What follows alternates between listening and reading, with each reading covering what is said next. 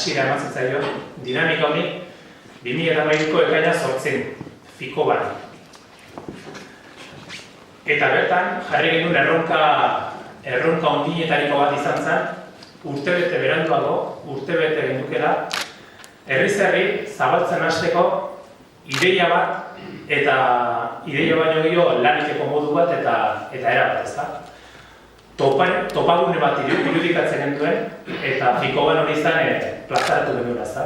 Topagune bat irudikatzen duen sentsibilidad ezberdineko jendea bildu gintezkeena, 3 oinarritan, edo 3 puntuz osautako oinarri batean.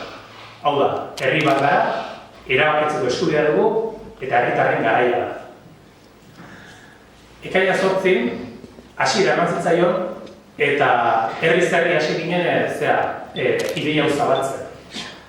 Garbi genduken topagune honek bere garaian esaten genuen bezala eta gaur berriz erreferendatzen duen bezala behartzen izan jende anitza, zabala eta irekia.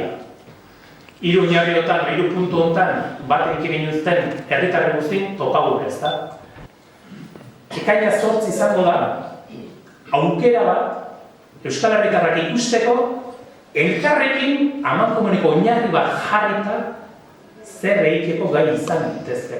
Sinisteko gure gaitasuna zenbateko izan daiteke. Eta ikusteko eragiteko aukera badugula. Ekaina 8 ariketa hori, Iruñatik Durangoko ariketa hori, izakate hori, ia martxa jarrita dago. Eta gaurtik aurrera, ia hasiko da xirimiri bat izango ditzan, ekaina 5 behira, guzti hau martxan. Norbanako bakoitze aktibatuz, eskuz esku, 2 liburu hauek lotu nahi dira. Geuren buruk ikusteko zeituko daia, eta hori baino garantzitsu baz, konfunditu ez. Garantzitsuna gugu eok sinistara.